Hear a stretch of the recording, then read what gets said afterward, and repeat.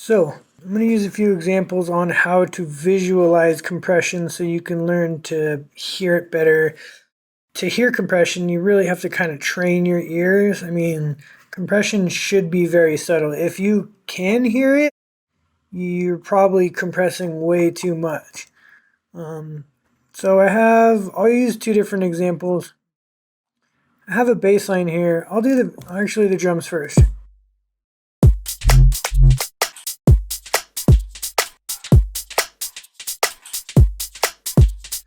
So I have a glue compressor here, and I'm going to use this G clip just because it has a little readout. This is a free VST. You don't need any other clipper. But if you have this, if someone's trying to charge you 100, 200 bucks for a clipper, they're just robbing you. Don't pay any money for clippers. This is free. It's a great clipper. I mean, there's clip functions inside of Ableton also in certain places. The saturator has a clipper inside of it as well. But yeah, don't pay $200 for a clipper. Go download this. It's free and it works great. But it reads out the waveforms right here in real time, which can come in super handy. So if you have something like this, I will use the FabFilter in a second to show you. But yeah, not everyone has FabFilter.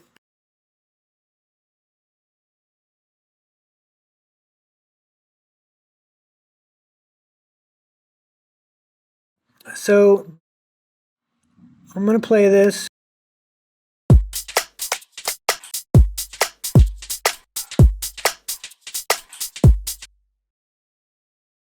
You can see that the kick is a lot louder. There's a 3 dB difference, which I've added for the example of this video. But the attack is going to clamp down on the first sound. So if you start running the attack very short, it's going to just cut off as much of the transients as it can, and you don't want that. A glue compressor is good for multiple channels. It's not great for just in maybe this case where, like, if you have everything and it's sitting pretty nice in a mix, you can throw a glue compressor on a drum bus and kind of like make it all sit a little bit nicely together. But if you have big issues in your mix where your kick is really more drastic than like your snare, your basses, or there's really drastic changes, you're going to want to go in and have modified like multi-band compressors, or I'll show you. I have on the bass down here a different kind of compressor that I'll show you an example on. But this, I'm just going to use the glue compressor now since it's Ableton stock and everyone has one. So yeah.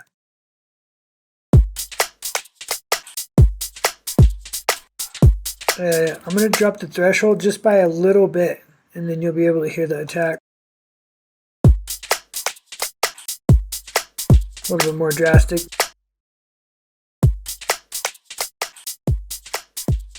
You can hear it really clamps down on the sound. So with drums and transients, you want to keep the attack fairly open. It almost works as a gate. Like if you drop it to like a 10 milliseconds, then it's going to clamp down a little more and it's going to act as more of a gate, and it's going to clean up the sound just a little bit. Most of the time, if you have real punchy drums or you want to keep your drums big and your transients open, you don't want to drive attack on it too much. It's just going to crush your quality of your sound. I'll bring this back. But yeah, so look at the readout over here.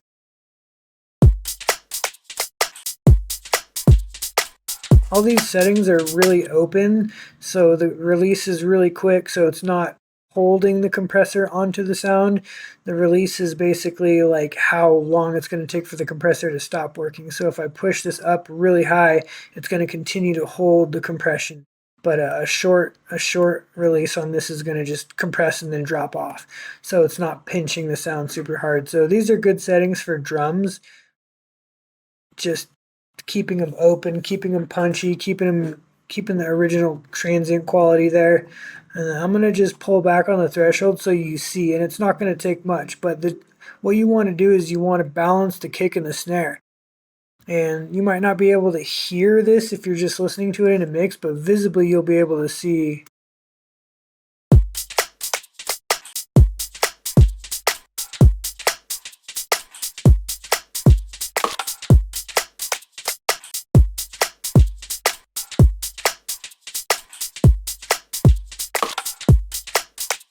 see how the kick has come down a couple dBs? It's a lot closer to the snare. That's what you're looking for. It is pulling down the whole amount.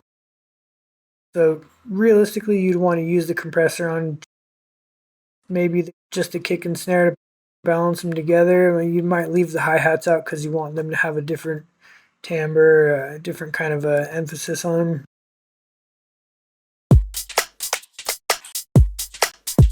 This is a lot more realistic. You want it to be as close as possible. Your kick and your snare should be technically the loudest things in your mix because that's what you're getting the most punch from. This is the most dynamic. You want your subs to you want your sub and your kick to be balanced as well, but you really want your punch to come through on the drums. So now that you've got the kick closer to where you want the snare at, so you see how it's gotten a lot quieter. You can use the makeup gain at that point. It's probably dropped it down by, the gain reduction's about 4, but you don't want to like push it too hard. I would push it to like a 3. Yeah, see, this visibly looks a lot more balanced, and the loudness, you want to A-B it always, because even if you visualize it and you can hear it really well, you always want to be able to say, is it better? Is it worse? Is it just louder? You don't want things to just be louder. Louder is not better.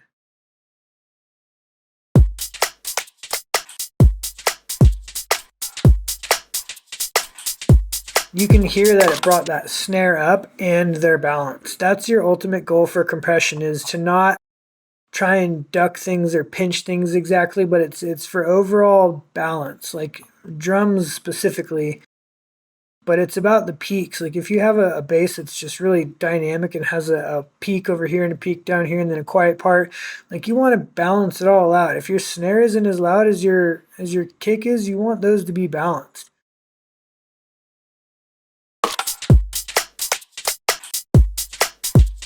So now you can see that that's balanced, and the snare has been brought up. Now I'm going to A-B it again.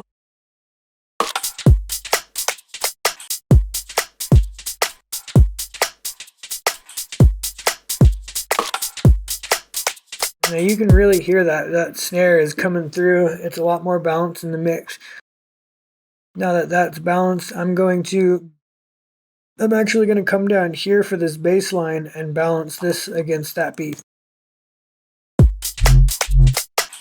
Just have some really simple little groany boys. And I'm going to use the TDR Gentleman's Edition because this thing is an absolute beast. I will use this more than I use FabFilter for a lot of different things. And I'm going to use the Pro Q.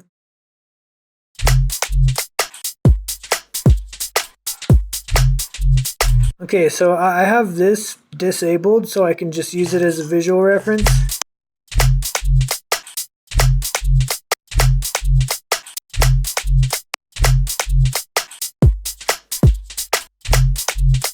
So that's showing me where the bass is at. This peak is pretty much the same. Or hold on, I had the compressor on. Okay, so that's where the bass is actually at.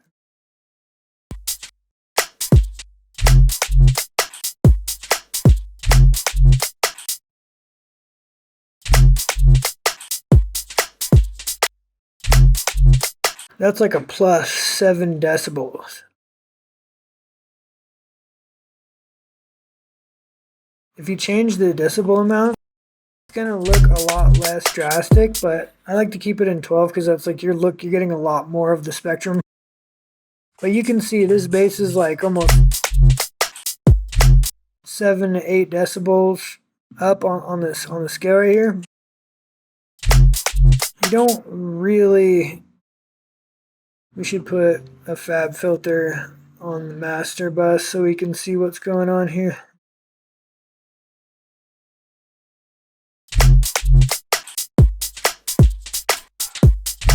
Now you can see that that bass line is way heavier than the peaks from the bass, or the bass line is heavier than the dynamics of the drum kit. So we want to balance that out a lot for sure. So once again, this is at like 7. I'm going to turn the Gentleman's Edition on, and you're going to see where it was at and then where it's going to be.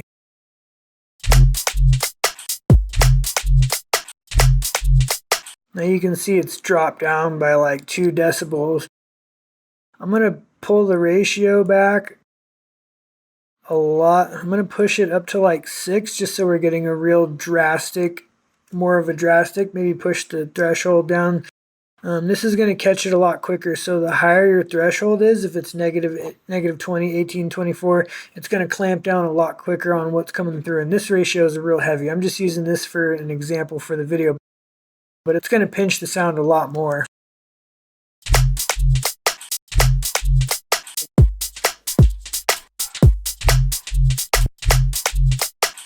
So now we're here.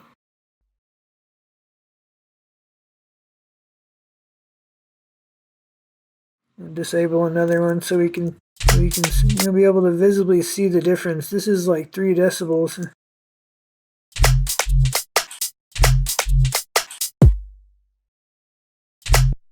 Between here and here. Can't even see it on that one. Yeah, that's a pretty substantial amount. But we still have this large peak over here. So we're taming the low end really well, but there's still this pretty large peak that's still like +6. So I have this actually set, and the reason why I love the gentleman's edition is you just get it's so clean and transparent. Like, it really is one of my favorite. It's probably honestly one of the best compressors on the market. If you go into edit mode, you can dial it right in. I have it set at the 146 mark, which is where this is at. But you can dial this. You could say I want this at 42 hertz. What was it, 146? 146. But this thing it's insanely accurate and incredibly transparent. I have it pinching down a lot again too, also, like I said, just for the video, for the sake of the visualization and everything. So remember that this peak was at like, 6 decibels. It's dropped 3 decibels less. So now you're really controlling that bass. So if we go back over here to the overall readout,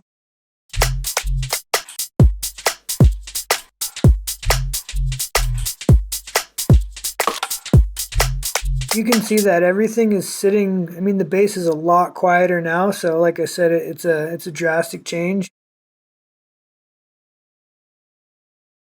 Pull this back to like a 12 and like a 4 or something, like a 4-to-1 ratio, and draw back the levels a little bit. But when you look at how everything's sitting in the mix now, these drums, they're at like a +6. The bass is at like a +6.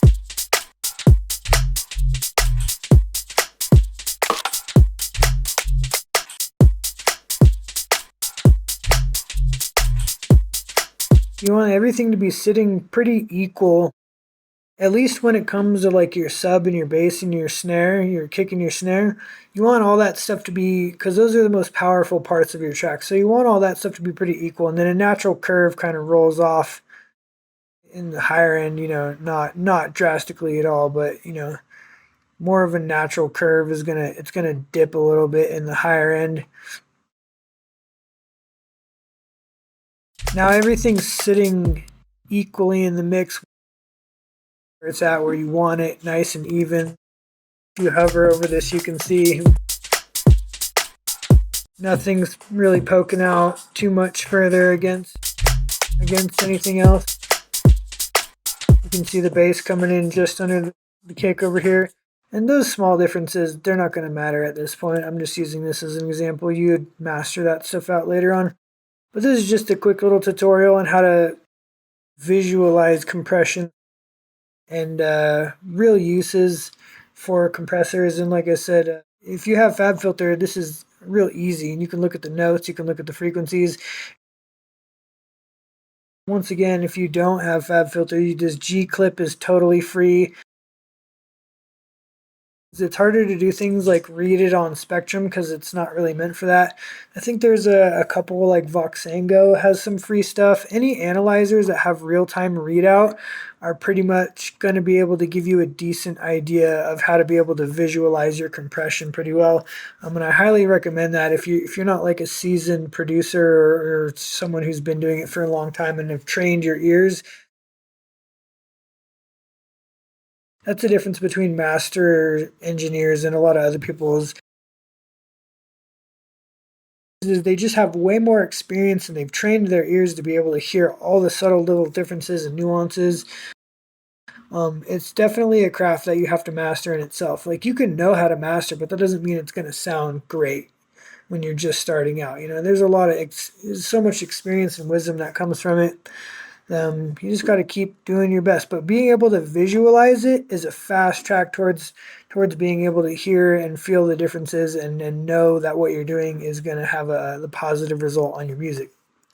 All right, peace out. Spark Plug Recordings.